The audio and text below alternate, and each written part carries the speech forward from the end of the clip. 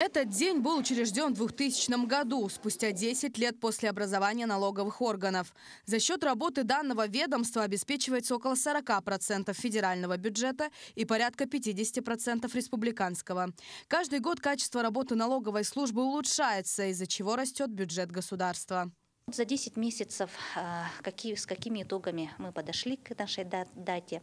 Это мы собрали 350 миллиардов федеральный бюджет, 125 миллиардов поступило налогов и сборов в республиканский бюджет, больше 22 миллиардов – это налоговые поступления в бюджеты органов местного самоуправления.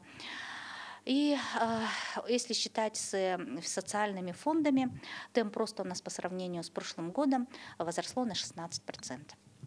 Для упрощения подачи заявлений были внедрены интернет-технологии, благодаря которым гражданам не обязательно выходить из дома, и все можно сделать дистанционно. Из-за чего уменьшилось количество посетителей операционного зала для обслуживания почти в 2 раза. Так, если ранее в день было около 1500 посетителей, на данный момент их количество составляет около 800. Стоит отметить, что одним из актуальных налоговых деклараций является 3 НДФЛ, который также можно легко сдать, не выходя из дома. В личном кабинете налогоплательщика это очень удобный наш интернет-сервис, где вы можете сдать налоговую декларацию 3 НДФЛ, то есть получить налоговые вычеты за покупку квартиры, за обучение, за лечение. То есть, если вы официально работаете, можете сдать декларацию 3 НДФЛ и получить вычет с государства. Вам особо ничего не надо заполнять. Вся информация, паспортные данные, ФИО, где вы работаете, все находится в личном кабинете.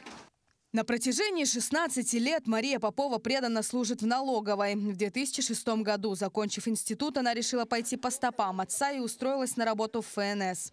Свою карьеру она начала специалистом первого разряда в отделе информационных технологий. На протяжении 16 лет Мария работала в разных отделах налоговой службы и сейчас занимает должность начальника отдела контроля НДФЛ и страховых взносов.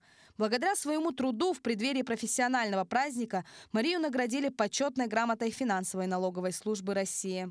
Вначале-то я ничего не знала, можно сказать, да, пришла юной девочкой, да. Сейчас я считаю, что наша служба самая передовая, да, в ней аккумулируется очень много баз данных. Сейчас я службу свою люблю, рекомендую своим знакомым.